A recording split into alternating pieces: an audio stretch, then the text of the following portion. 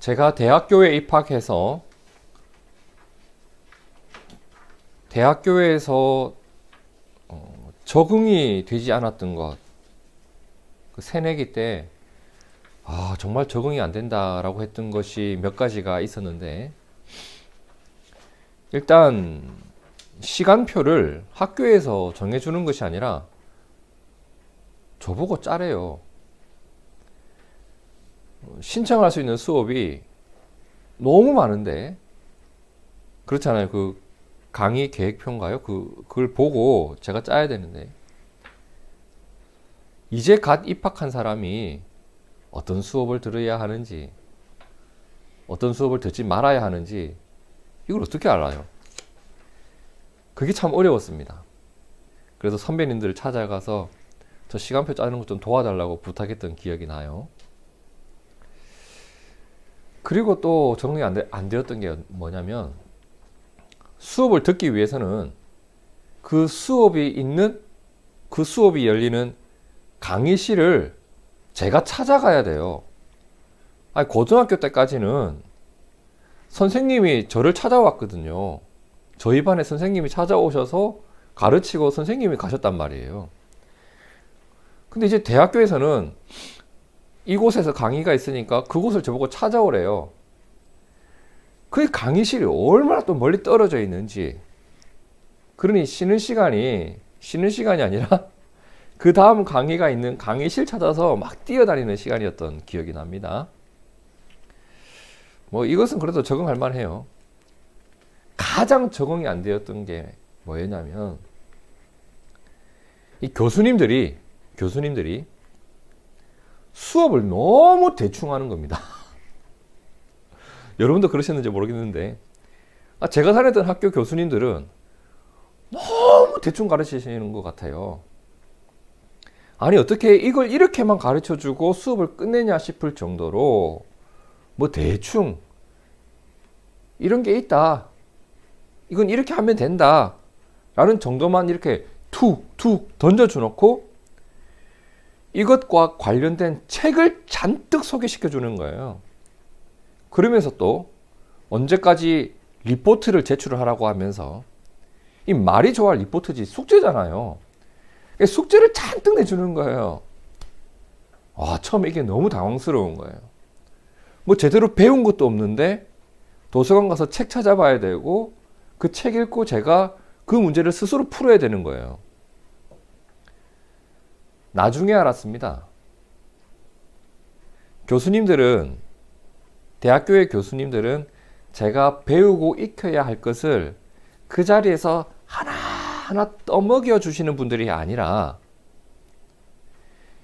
내가 배워야 할 그 학문을 제대로 익힐 수 있는 방향을 제시해 주시는 분들이었어요. 길을 보여주시는 분들이에요. 이 공부는 이렇게 하면 돼 라고 하는 길을 보여주고, 이쪽으로 가, 이 책을 봐, 도서관을 찾아봐 라고 하는 방향을 제시해주고, 이 공부를 통해서 너는 결국 여기까지 도달해야 해 라고 하는 그 목적지를 정확하게 보여주셨던 것 같아요. 대충 하신 게 아니었어요. 공부는 이렇게 하는 거야, 그것을 그냥 가르쳐 주셨던 것 같아요. 물론 처음에는 적응이 안 됐죠. 뭔가를 제대로 가르쳐 주지 않는 것 같고, 중고등학교 선생님들처럼 이건 꼭 외워야 돼, 별표 100개 이런 거 안 해주니까 저는 이게 되게 힘들었는데, 지나고 보니 이분들이 나에게 스스로 공부를 어떻게 해야 할지를 알려주셨구나. 모르는 것이 있을 때 어떤 책을 찾아보면 되는지를 알려주셨구나. 더 깊은 연구를 위해서는 어떤 방법으로 접근해야 하고, 그리고 어떻게 내가 어떤 단계를 밟아서 이것을 공부하면 더 깊은 연구가 가능하겠구나. 이런 것들을 제가 대학 시절에 배웠던 것 같습니다. 저는 신앙생활도 이와 같은 부분이 있다라고 생각을 하는데요. 자, 교회라는 신앙 공동체, 교회는 신앙 공동체입니다. 믿음으로 살아가는 사람들이에요. 이곳을 처음 경험한 사람들에게는 유치원이나 초등학교처럼 교회에서 하는 일들, 신앙생활에 대한 내용들 아주 자세하게 설명해주고 그 의미를 알려줄 필요가 반드시 있습니다. 그렇죠? 기도가 뭔지, 예배는 왜 드리는지, 어려운 사람은 왜 돕는지 구제 말이에요.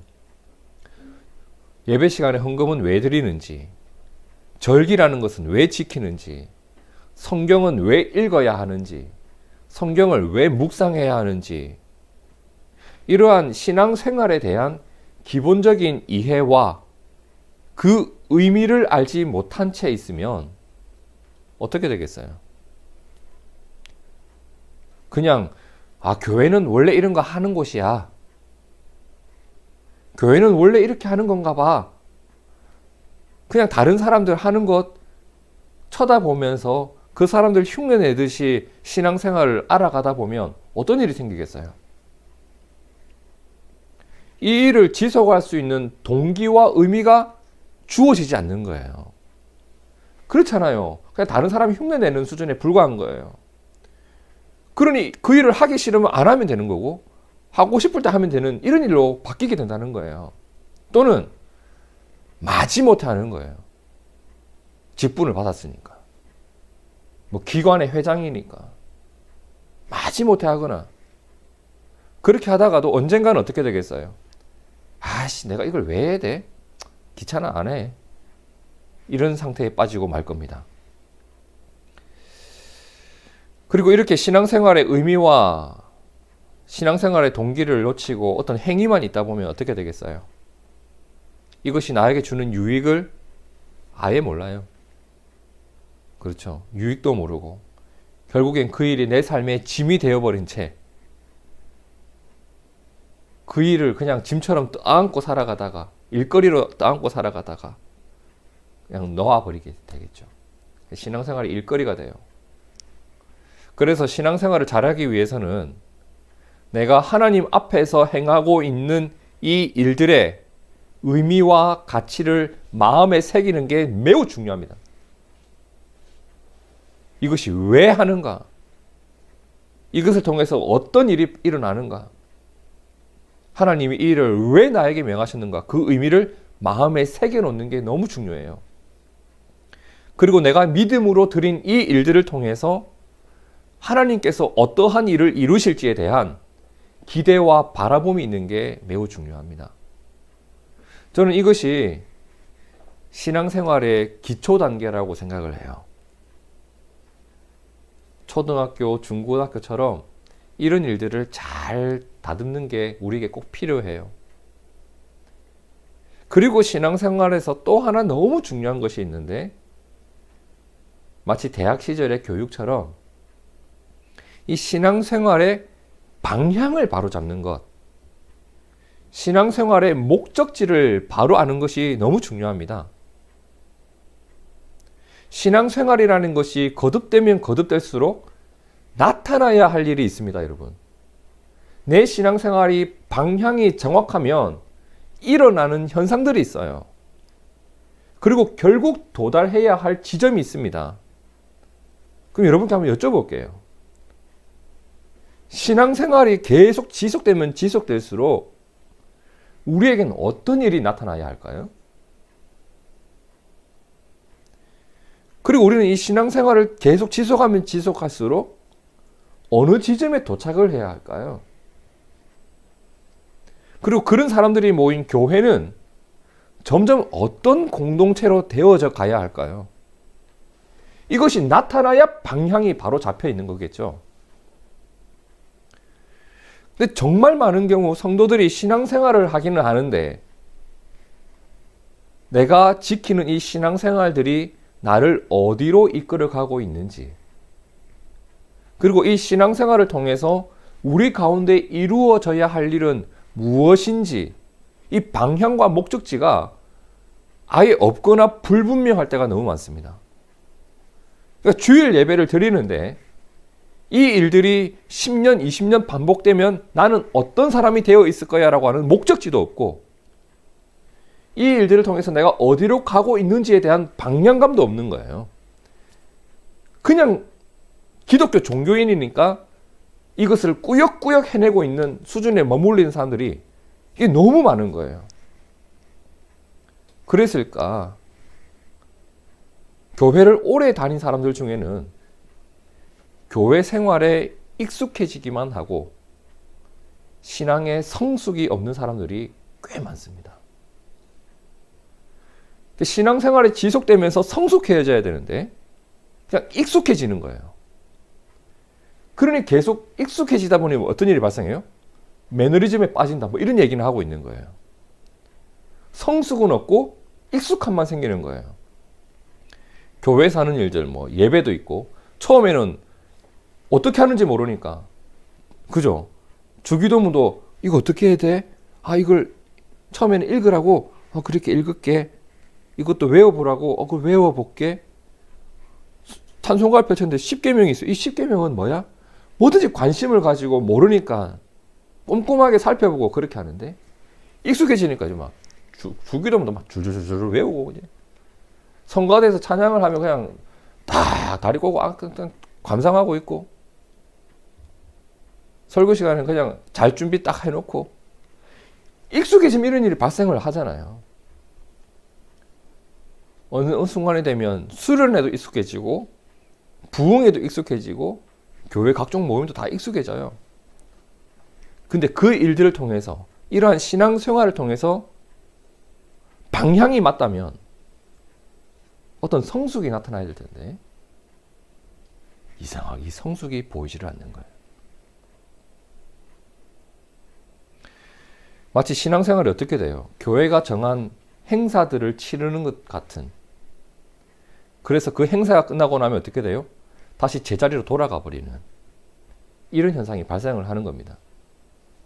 그만큼 신앙생활의 방향과 목적지가 우리에게 불분명한 것은 아닌지 제가 이걸 계속 돌아보게 됩니다. 제 스스로도 그래요.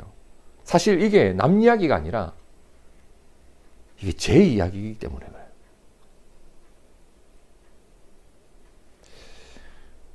저는 학창시절에 교회를 때려치웠습니다. 이런 집단에 내가 속해 있기 싫다라는 마음이 들어서 고등학교 1학년 때 교회를 딱 때려치워버렸습니다. 근데 1999년 겨울에 교회를 다시 나가기 시작했습니다. 한참 밀레니엄 하던 그때. 그 당시는 제가 군대에서 병장이 되었던 해입니다. 그 시절에 군대에서 교회를 나가기 시작했어요. 진짜 열심히 나갔습니다. 군대에서 하나님을 만났더니 얼마나 좋았던지 모릅니다. 이후 제대를 해서 어린 시절 떠났던 그 교회를 다시 찾아가서 다시 다니기 시작했는데 사람들이 많이 바뀐 거예요. 그새 저처럼 학창시절에 교회를 때려치운 애들이 많았나 봐요. 사람들이 많이 바뀌었어요. 사람들이 바뀌었으니 당연히 분위기도 많이 바뀌었겠죠. 돌아보면 그래요. 그 시절에 신앙생활을 정말 신나게 많이 했던 것 같아요. 예배란 예배 다 드렸습니다. 주일 오전 예배, 주일 오후 예배, 그 다음에 수요 예배, 금요 밤 기도회, 각종 모임 다 가고, 그리고 새벽 기도 차량 운행을 위해서 새벽 3시 40분에 교회를 나가고, 용돈 아껴서 교회 건축 헌금 드리고, 목사님이 부르면 무조건 출동하고, 학교에서 공부하다가 시간 맞춰서 가겠습니다 전화 드리고, 교회 노트북을 제가 들고 다니면서 교회 막 PPT 다 만들고, 같은 소그룹 사람들하고는 같이 성경 공부하고 우동 삼익이고 그냥 다 좋았습니다. 그냥 그렇게 교회를 다니다가 2003년 여름에 다니던 대학교 조기 졸업 신청을 해서 조기 졸업을 해버리고 신대원 준비를 하기 시작했습니다. 그리고 2004년 봄에 신학을 공부하기 위해서 부천에 있는 서울신학대학교에 이제 입학을 하게 된 거죠. 신학대학교를 와보니까 대부분 정말 대부분 어린 시절부터 교회를 꾸준하게 다니던 사람들이에요.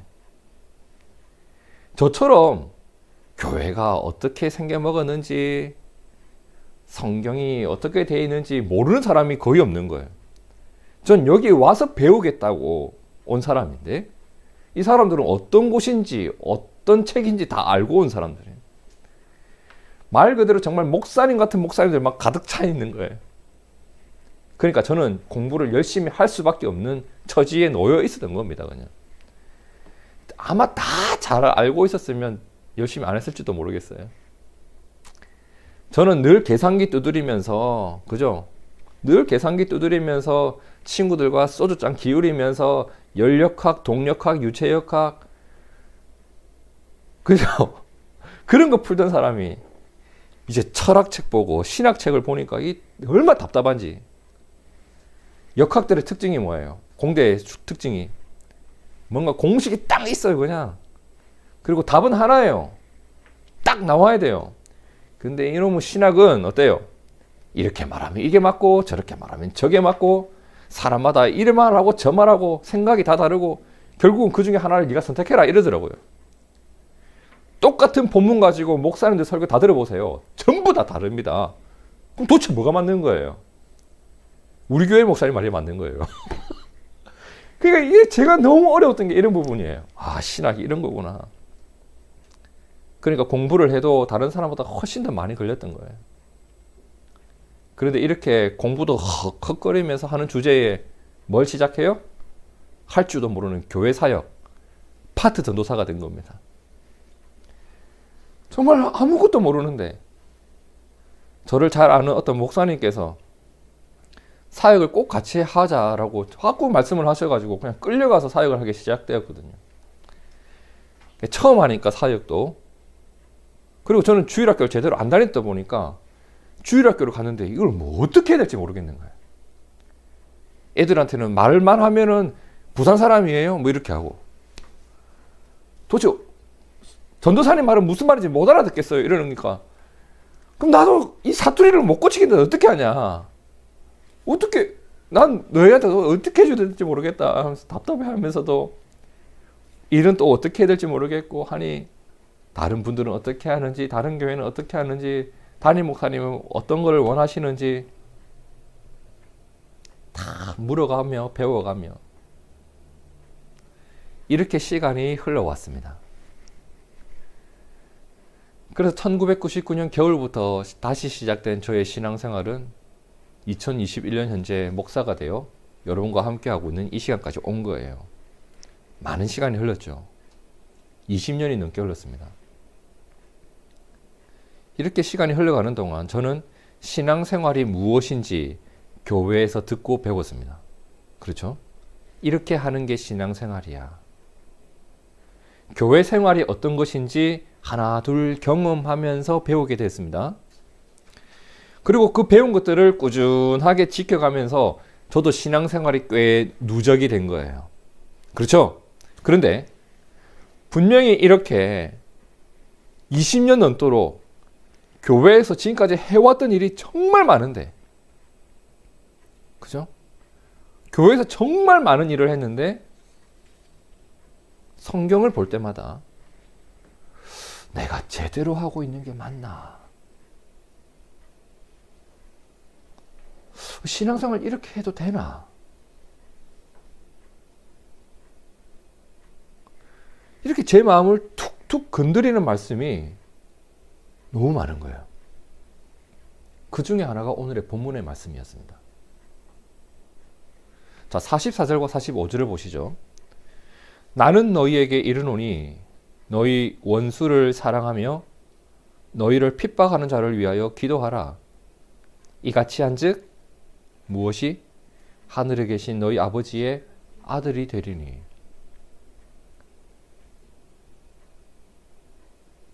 자, 이 말씀은 우리가 요한복음 1장 12절의 말씀과 함께 봐야 되는데, 영접하는 자, 곧 그 이름을 믿는 자들에게는 무엇이 하나님의 자녀가 되는 권세를 주셨으니 이는 혈통으로나 육정으로나 사람의 뜻으로 나지 아니하고 오직 하나님께로부터 난 자들이니라.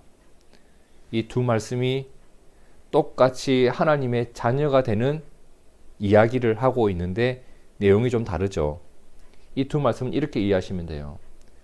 자, 요한복음의 말씀을 보면 우리가 하나님의 자녀가 될 수 있는 근거가 나옵니다. 그죠? 우리가 하나님의 자녀가 된 근거가 뭐예요? 하나님의 사랑과 예수님의 십자가 은혜 덕분입니다. 이건 틀림없는 진리예요. 우리가 하나님의 자녀가 되었다라고 하는 것은 우리가 뭘 보탠 일이 없어요. 우리가 뭘 잘해서가 아니에요. 이 일은 예수님을 믿는 믿음 때문에 하나님께서 우리에게 선물로 주신 거예요. 구원이라고 하죠. 우리의 구원은 은혜예요. 그러면 마태복음 5장 44절의 말씀은 무슨 말이냐? 이것은 하나님의 자녀가 되는 조건이 아니라 하나님의 자녀다움, 하나님의 자녀다운 모습이 무엇인지를 말씀해 준 겁니다. 다시 말해, 신앙생활이 계속되면 계속될수록 우리에게 나타나야 할 모습이고 신앙생활의 바른 방향이고 믿음을 통해 이루어 가야 할 목적지를 정확하게 보여주신 거예요. 이해되시나요? 근데 이 말씀이 저에게 너무 심각한 고민을 주셨던 거예요. 왜냐하면 원수도 사랑하고 나를 핍박하는 자를 위해서 기도하는 일이 저에게 보이지를 않는 거예요. 이 일이 안 나타나고 있는 거예요. 신앙생활을 20년 동안 해왔는데 심지어 전도사 목사가 되어가지고 사람들에게 하나님을 가르쳐주고 있고 하나님의 말씀을 가르쳐주고 있는 사람이 되었는데 나 자신의 방향조차도 지금 불분명한 거예요. 제가 해왔던 건 어떤 일이었어요? 다른 사람들이 어떻게 하고 있는지를 보면서 목사님들이 어떻게 하시는 건지를 보면서 그냥 하던 대로를 이어가는 역할만 하고 있었던 거예요. 제가 학창시절에 교회를 떠났던 이유는 사실 교회 안에서의 다툼 때문이었습니다. 강모 선생님과 다퉜어요, 그냥. 그리고 교회를 다시 다니기 시작했는데 교회 안에서 묘한 일이 일어났어요. 시기가 있더라고요. 교회 안에 시기가 있어요. 누가 나보다 기타 잘 치면 그 사람을 시기하고 목사님이 다른 사람 칭찬하면 마음속에 이상하게 그 사람 꼭 그렇게 칭찬할 만한 사람은 아닌데요. 이런 생각이 들기도 하고 다툼이 있기도 하고 심지어 신학을 전공해서 교역자가 되었는데 부교역자들끼리 서로 다투고 또 왜 이렇게 게을러요, 교역자들이. 서로 일 미루면서 이 말을 하면 내가 그 일 맡을까봐 쫄아가지고 제안도 하지 않고 이 모습이 답답해가지고 그냥 너 어떻게 그 따위 놈밖에 안 되냐고 막 뭘 하기도 하고 막 다투고.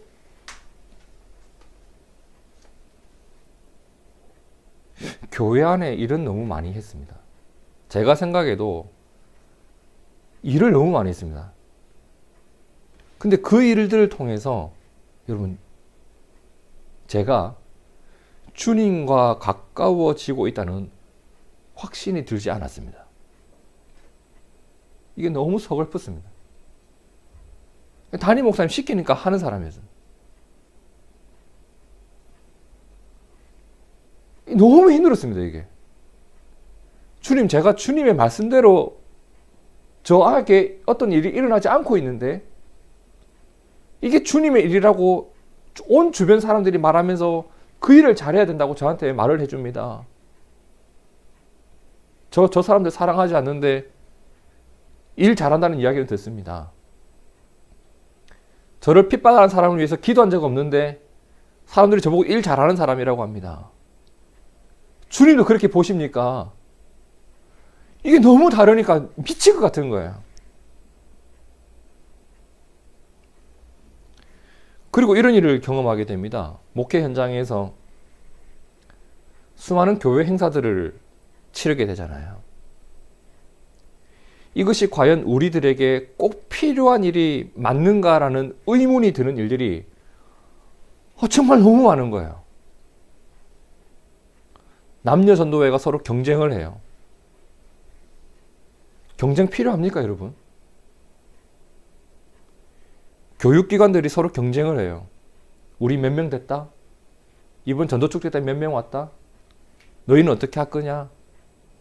데이터 내고 저기는 몇 프로 성장했다. 그러니까 지원금을 얼마 더 준다. 이런 경쟁 필요합니까? 그것이 우리가 서로 사랑하는데 도움이 됩니까? 행사가 열릴 때마다 성도들이 막 신음소리를 내요. 목사님 또 이런 거예요. 그래서 성경 공부를 해도 찾아가서 부탁을 해야 됩니다. 들어주십시오. 함께 참여해 주십시오. 심지어 장로 권사들한테도 부흥회 좀 나와 주십시오. 특별 새벽기도 좀 나와 주십시오. 이게 어디 구걸하듯이 부탁해야 할 일입니까? 그러니까 저는 이 행사들이 과연 우리가 서로 사랑하고 우리가 주님의 원하시는 성숙한 분량으로 성숙해지는데 이 일들이 진짜 필요한 일인가? 이 일들을 성공적으로 해내면 우리는 바른 방향을 향해서 가고 있는 건가? 이런 일들이 너무 의구심이 많았습니다. 우리 안에 사랑이 생겨나고 나를 위해 나를 핍박하는 사람을 위해서조차도 기도할 수 있는 이러한 믿음의 결실을 맺는데 진정 도움이 되는 일이 얼마나 될까? 이런 질문을 가지고 우리의 현실들을 바라보니까 그냥 말 그대로 하던 대로 계속 하고만 있는 듯한 그런 생각이 참 많이 들었습니다. 성도 여러분, 교회 안에 참 많은 일들이 있지만 만일 그 일들이 주님이 원하시는 일을 이루지 못하는 일들이라면 그 일이 존재해야 할 이유가 뭘까요? 없어요. 안 해도 되는 일이었어요. 그리고 만일 그러한 일이 있다면 그 일은 버리고 이제 바른 방향을 가기 위한 새로운 일들을 우리가 함께 찾는 일이 필요하지 않겠습니까? 교회 행사라는 게 바른 방향을 제시해주고 바른 일을 이루기 위한 그런 일들이 되어야 하는데 매년 하던 것을 반복하는 일은 되어서는 안 되잖아요. 저는 믿어요. 교회는 정기적으로 신앙 행사를 치르는 그런 집단이 아닙니다. 교회는 하나님의 자녀가 된 자들이고 주님을 따르는 자들입니다. 그렇기 때문에 주님이 원하시는 일들이 나타나는 것이 우리의 사명이고 우리의 모습이 되어야 할 줄로 믿습니다. 우리에게 중요한 것은 오늘 나에게 있는 이 신앙생활의 방향이 주님의 뜻 안에 있어야 한다는 것이고 이 신앙생활을 통해서 하나님의 자녀다운 모습을 내가 갖추어 가는 것, 이 일이 가장 중요하다고 믿습니다. 오늘 말씀 뒷부분을 보면 믿음으로 행해야 할 일이 어떤 일인지 주님은 이렇게 말씀합니다. 자, 45절을 보시겠어요? 이같이 한즉 하늘에 계신 너희 아버지의 아들이 되리니 이는 하나님이 그 해를 악인과 선인에게 비추시며 비를 의로운 자와 불의한 자에게 내려주심이라. 46절 함께 읽을까요? 너희가 너희를 사랑하는 자를 사랑하면 무슨 상이 있으리요? 세리도 이같이 아니하느냐? 또 너희가 너희 형제에게만 무난하면 남보다 더하는 것이 무엇이냐? 이방인들도 이같이 아니하느냐? 45절이 무슨 내용이에요? 하나님의 인내와 하나님의 일하심을 기억하고 바라보라. 하나님의 자녀된 너희가 하나님을 닮아가야 할 것 아니냐. 46절은 나를 사랑하는 자를 대하듯 나를 사랑하지 않는 자를 대해 주어라.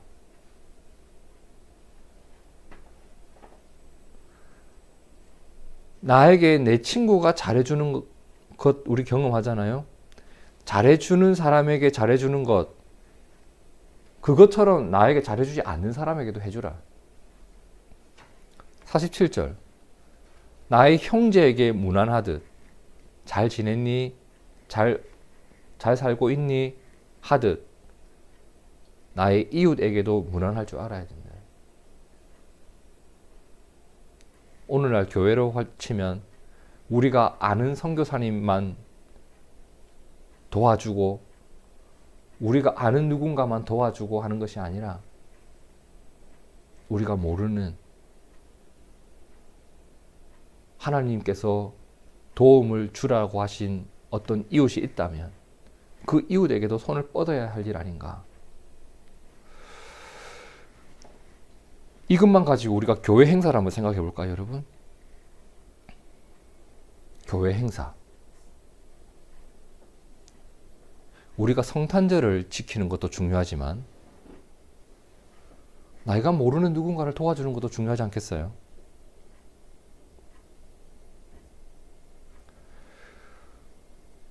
한번 이런 기도회도 했으면 좋겠습니다. 내가 가장 미워하는 사람 리스트를 작성해 와서 그 사람들을 축복해주는 기도회, 이런 거 있잖아요. 무언가 행사가 있으면 방향이 맞아야 되잖아요. 그죠? 그리고 오늘 말씀을 보니까 믿음으로 행해야 할 일은 교회 안에만 있는 게 아니라 교회 밖에 훨씬 많습니다. 나를 핍박하는 자가 교회 안에 많겠어요? 교회 밖에 많겠어요? 교회 밖이 더 많아요. 결론적으로 주님은 우리들의 신앙생활의 목적지를 이렇게 말씀해 주셨죠. 그러므로 하늘에 계신 너희 아버지의 온전하심과 같이 하나님께서 온전한 모습으로 너희를 돌보고 세상을 통치하시는 것처럼 너희도 그 하나님의 온전하심을 닮아가야 된다. 하나님의 마음으로 그들을 바라보고 하나님의 용서처럼 용서할 줄 알고. 성도 여러분, 우리가 예수님을 믿고 교회에서 신앙생활을 하면서 살아가는 사람들입니다. 그렇죠. 믿음이 없으면 하지 못하는 일들, 예배, 기도, 헌신, 구제, 이러한 일들 전부 우리가 신앙생활이라고 합니다. 그죠? 믿음으로 행하는 모든 일들. 거기엔 용서도 포함되고 사랑도 포함될 겁니다. 그런데 문제는 이 일이 아무 의미 없이 그냥 습관적으로 반복되는 일이 되어서는 안 된다라는 겁니다. 우리들의 예배와 기도와 묵상을 통해 우리가 달려가야 할 방향이 있습니다. 예배를 통해 하나님과 가까워지면서 하나님의 온전하심을 닮아갈 수 있어야 됩니다. 그렇죠? 우리가 이루어 가야 할 일이 있는 겁니다. 특별히 오늘 말씀에서는 그 일이 뭐라고 했어요? 너희의 사랑의 지경이 넓혀져야 되고 기도의 지경이 넓혀져야 된다. 이 말씀을 오늘 말씀을 하고 있는 거예요. 저는 이 말씀이 찔림이 되었다고 했습니다. 왜? 이러한 방향으로 달려오지 않은 부분이 분명히 보이기 때문입니다. 교회에서 일 잘하는 것으로는 솜났을지 모르겠지만 사랑에 대해서는 솜나지 않은 제 모습이 너무 부끄러운 거예요. 우리가 뭘 잘하는 사람이 되어야 할까? 우리가 어떤 방향으로 달려가야 될까?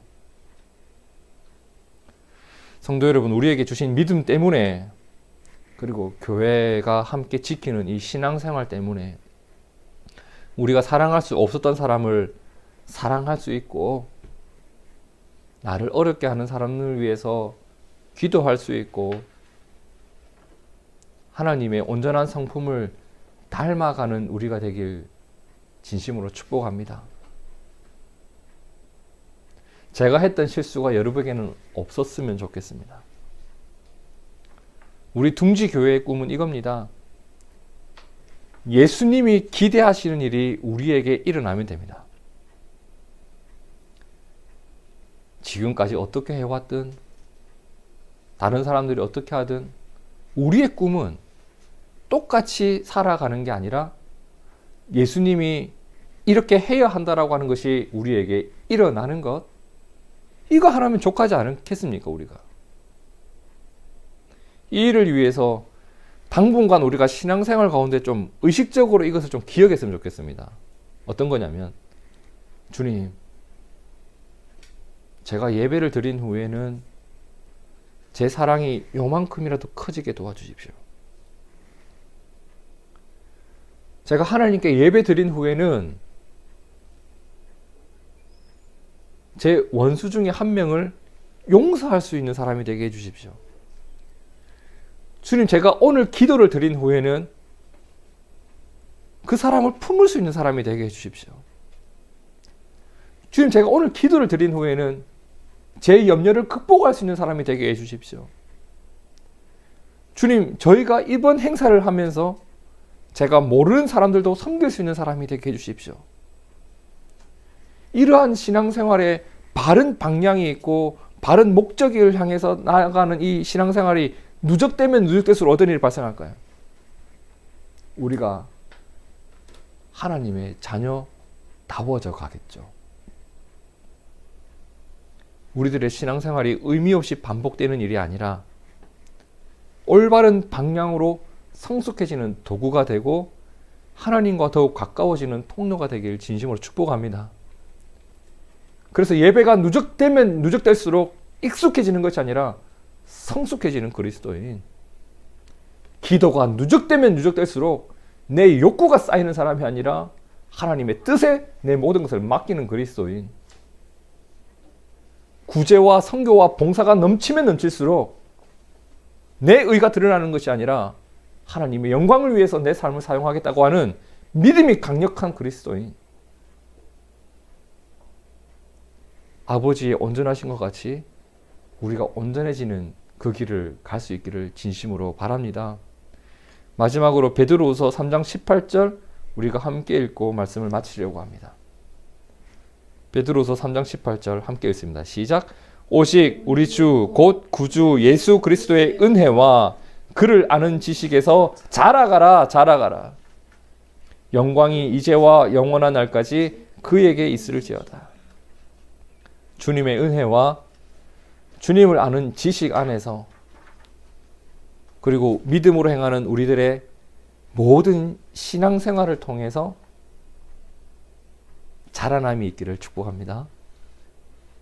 오늘 말씀으로 보면 사랑할 수 없었던 사람을 사랑할 수 있고, 기도할 수 없었던 일들을 기도할 수 있는 성숙이 있기를, 그리고 앞으로의 우리의 신앙생활을 통해서 바른 방향으로, 그리고 주님이 원하시는 모습까지 자라남이 있는 우리 둥지교회 모든 성도들 되시길 진심으로 축복합니다. 함께 기도하겠습니다.